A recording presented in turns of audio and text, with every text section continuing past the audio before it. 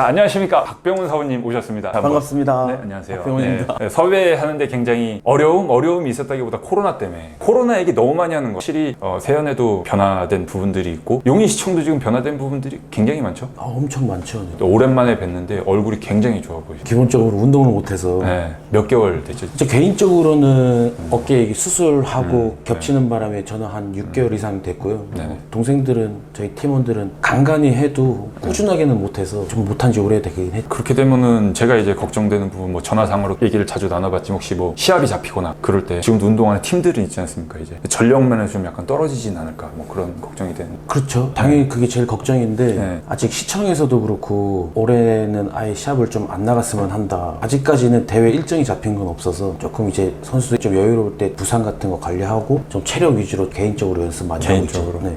근데 실제 하기는 하나요, 근데? 검도는 사실 못 하고 있어요. 체력 위주로 그냥 웨이트나 뭐 이런 거 위주로 하고. 산을 탄다든지 뭐 그런 쪽. 아무튼 뭐 여러 가지 그런 근황 자체가 좋은 근황들이 나와야 되는데 근황을 참 물어보기가 좀 애매합니다, 이제. 그렇죠. 네, 그래서 근황은 참 애매하지만 오늘 재밌는 얘기들을 좀 이제 많이 좀 해보려고. 세계대회에 대한 썰들이 굉장히 많지 않습니까, 이제? 네. 검도맨 사범님하고 했을 때도 세계대회 얘기를 굉장히 많이 했던 것 같은데 제가 이제 개인적으로 궁금했던 거 좀 아픈 얘기가 나올 수도 있어요, 이제. 네네. 네, 아픈 얘기가 나올 수도 있지만 뭐 받아들여야죠. 받아들여주시고 어따 지난 얘기고 뭐 다 영상과 이제 사진들이 우리 또 쇼다이 형제들을 또 빼놓을 수가 없죠, 또 그죠? 네. 네, 쇼다이 형제 진짜 빼놓을 수가 없는데 큰형이 또 지금은 이제 거의 은퇴를 네. 했죠, 그죠? 큰형은 좀 안 좋은 일이 있었고 은퇴를 했고 작은 동생 같은 경우는 지금 혹시 근황에 대해서 알고 있나요? 아니 근황은 잘 모르겠고 네. 오사카? 네. 동경인가? 거기서 있는 걸로 알고 있어요. 현재 그냥 경찰관으로. 그럼 뭐 다음에 뭐 세계대회에서 뭐 나온다, 뭐 오더가 나올 거라는 뭐 그런 정보나 그런 거. 지금 일본도 대표팀 훈련을 하는지 모르겠는데 지금 이맘때쯤이면 그 그게 생각을 조금 못했구나. 이런 자료가 다 들어와서 거기에 맞춰서 운동을 할 건데 진짜 코로나인 것 같아요. 그러니까. 지금 서로 이런 데이터가 없어가지고. 네, 코로나 얘기를 하지 말라고 했는데 안 할 네. 수가 없어요, 그 얘기를. 그 일본 단체전 때 네네. 그때 당시에 그 형 쇼다이한테 저는 그때 이제 도쿄에 가서 직관을 했었거든요. 네. 단체 때였나요, 그때? 자, 시작하자마자 그때 역허리를. 아 그거는 이태리 대회 때. 이태리였나요, 그게? 네 이태리 대회 때 상단이랑 하고 네네네. 일본 대회 때는 중단이랑 하고. 저도 그렇고 아마 다들 그런 생각을 했을 거예요. 진짜 너무 황당했어요. 아마 다른 사람들도 그 생각을 했을 거예요. 본인께서도 뭐 예상을 했었었나요? 아니 상단에는 원래 좀 개인적으로 자신이 좀 있었거든요. 그때 감독하시던 저희 선생님도 그렇고 이렇게 좀 믿고 내보내 주셨는데 준비를 엄청 많이 했었어요. 상단에 대해서. 근데 이제 저희 한국 선수들 그때 김태현 선수라고 네, 있었죠. 상단하는 이제 그 선수한테 많이 물어봤죠. 근데 한국이랑은 너무 다를 거니까 한번 척화를 받아보는 게 좋을 거다. 이렇게 날라오는 거다. 이렇게 해서 척화를 이제 아무 의미 없이 이제 받아보려고 했는데 그 상단 쇼다이가 이 생각을 깨고 바로 역할이 날라오더라고요.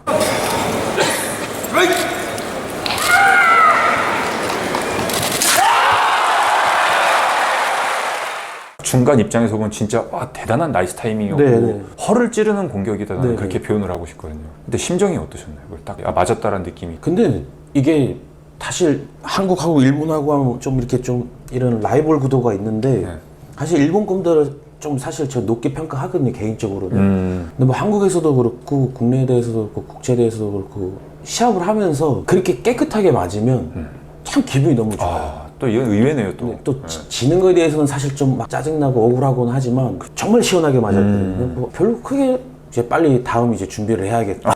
네. 뭐 할 말이 없더라고요. 너무 제가 봐도 그렇고 정확하게 너무 깨끗하게 맞아가지고. 보면은 항상 그 세계대회 때 정말 아쉬움이 항상 많았던 것 같아요. 저희도 이제 뭐 이태리, 뭐 일본, 한국 저희가 다 납품을 해보면서도 납품을 했기 때문에 어떻게 보면 대표팀이 우승을 하는 게 매스컴에도 한 번이라도 노출이 될 수 있고 그렇게 되면 또 우리 입장에서 나쁠 게 없기 때문에 관심 있게 많이 봤단 말이에요. 이제. 네네. 항상 아쉬워. 이제 뭐 이걸 보시는 뭐 검도인들도 아쉽겠지만은 본인들은 얼마나 아쉽겠어요, 그게.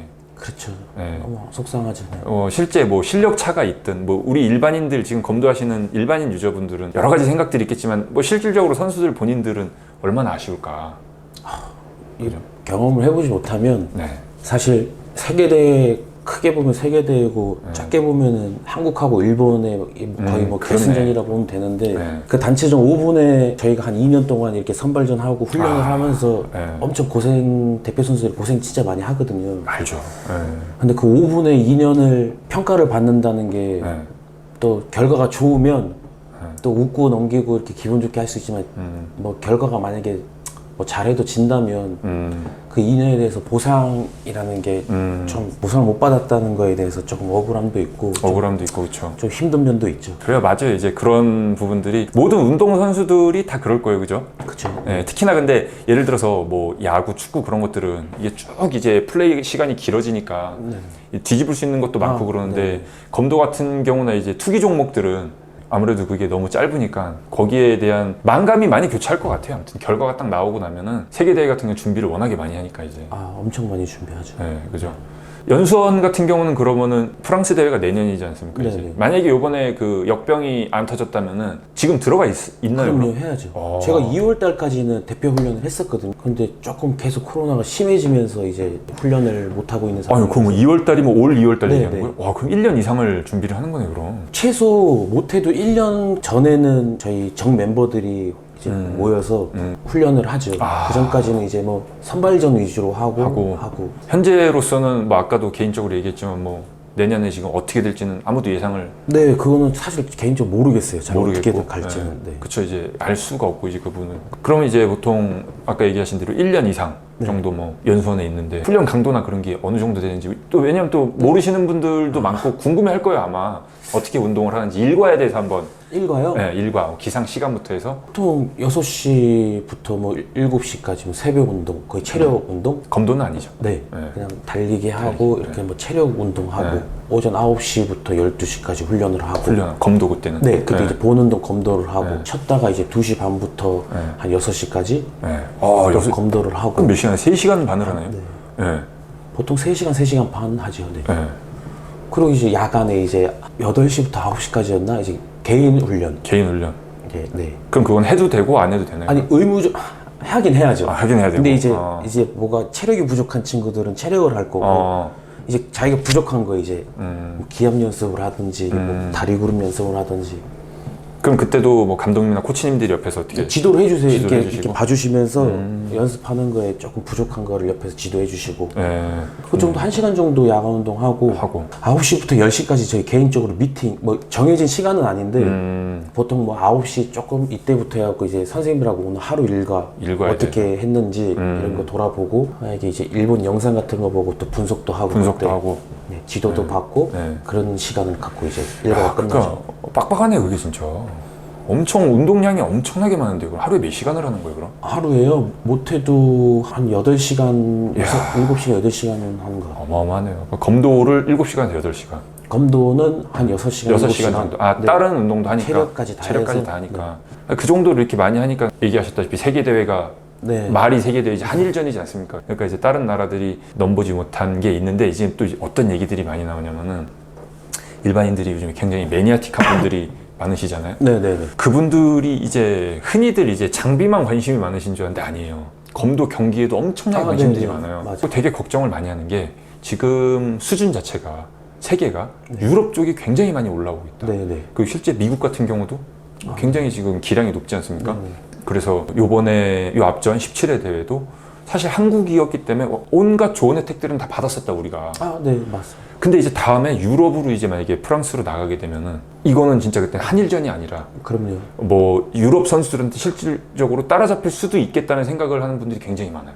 어떻게 생각해요? 저는 이런 상황을 이태리 대회 때 갔다 오고 나서부터 느꼈었어요. 그러니까 유럽 선수나 이쪽 미국 쪽이나 캐나다 쪽 이쪽 선수들도 제가 처음 대표할 때까지만 해도 참 사실 기량 차이가 엄청 많이 났었거든요. 그런 선수들하고. 근데 이태리 대회 갔다 오고 나서부터 이제 그 다음 세계대회가 제가 뛸지 안 뛸지 몰랐지만 항상 후배들한테 이제 유럽 선수들이나 다른 나라 선수들도 이제 경기를 해야 되고 준비를 해야 된다. 자꾸 일본 선수한테 맞춰서 하면 언젠가는 저 선수한테 저희가 크게 한번 혼낼 수도 있는 거고 그 일본에 초점을 맞추지 말고 크게 봐서 유럽 선수들도 조금 보면 근데 엄청 많이 올라왔어요. 그건 제가 확실히 느껴요. 또 왜냐면 또 서양인들이 피지컬이 또 워낙에 좋으니까 그런 부분들이 제가 봐도 그러니까 그 유럽이나 외국 선수들 한국, 일본을 빼고 다른 타 국가 선수들은 자꾸 일본 검도를 받아들이고 일본의 선생님들을 자꾸 초청하고 선수들을 초청하고 그 얘기를 하더라고요.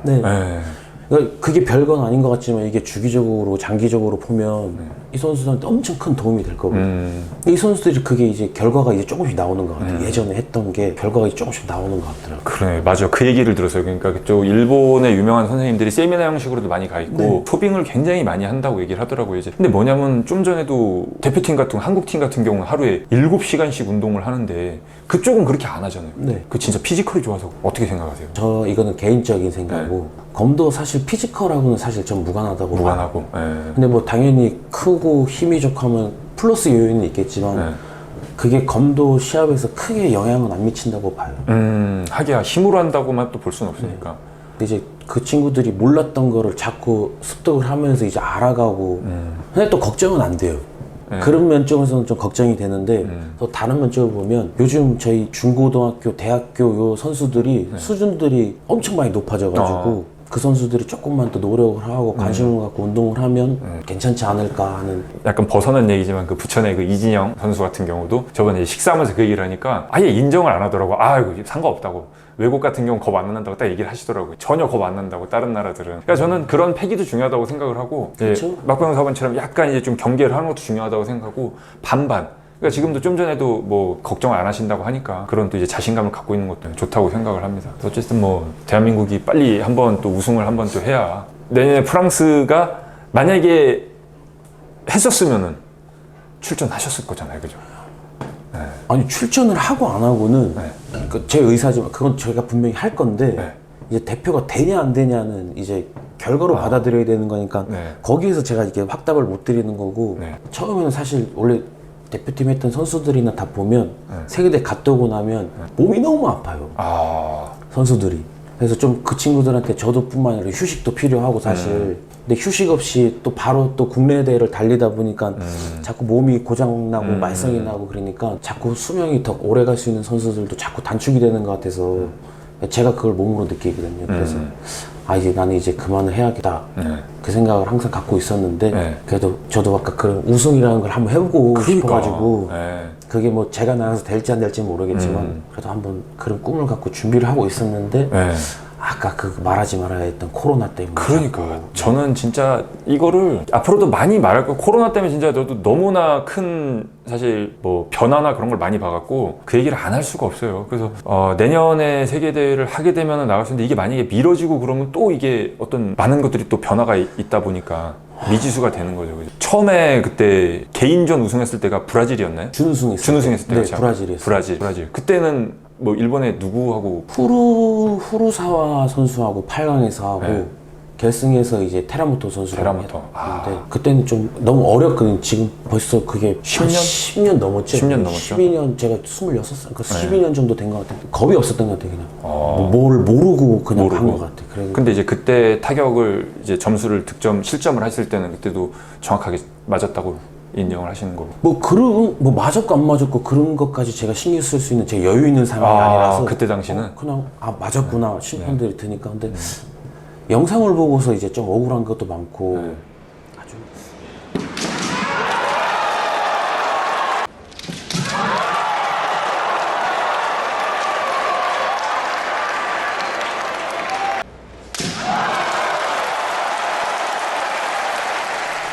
심판들이 조금 아니었던 수도 있는데 또 어떻게 보면 또 줄 수도 있는 상황이 그럼 심판 개인적인 문제니까 그것까지는 제가 얘기하고 싶지는 않고요. 그렇죠. 아니 그냥 처음부터 제가 맞질 않았으면 됐는데 제가 이 빌미를 한 거라서 이게 원인을 받아들이고 좀 나름대로 사실 또 기분은 좋았거든요. 2위 했어도.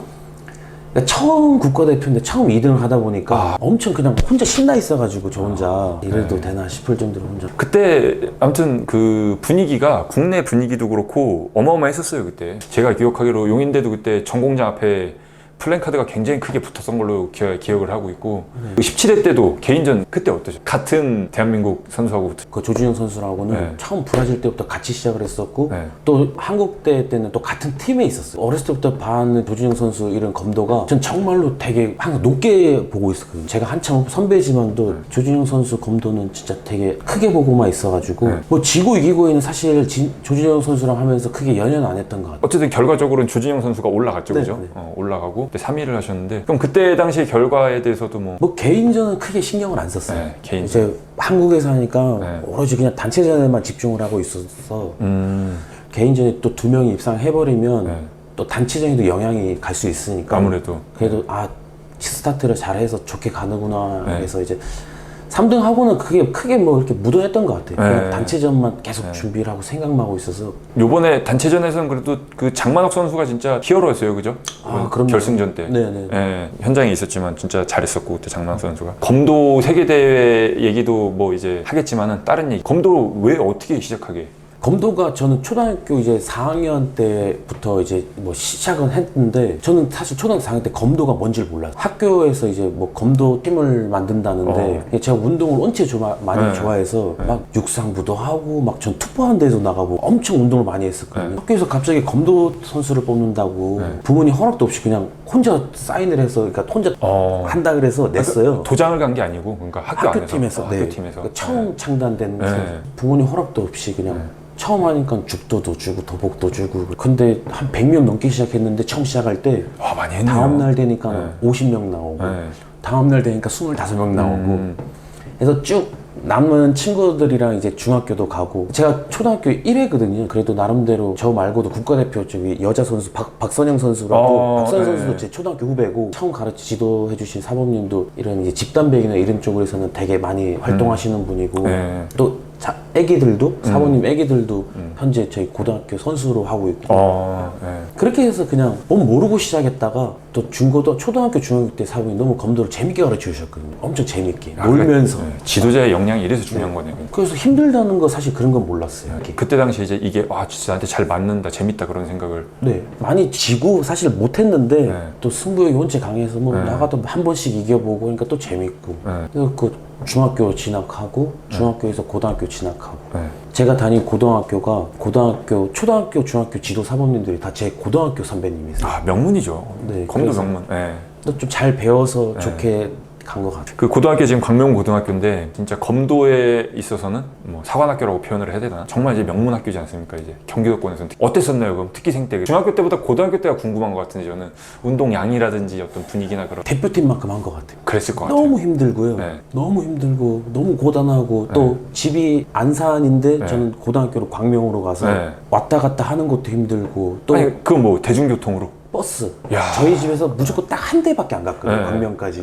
그거 놓치면 학교를 못 가니까 새벽에 막 한 6시에 나가서 버스 타고 학교 가고 눈 뜨면 운동하고 끝나면 집에 가고 또 제가 고등학교 입학하면서 광명시청이 창단이 됐거든요.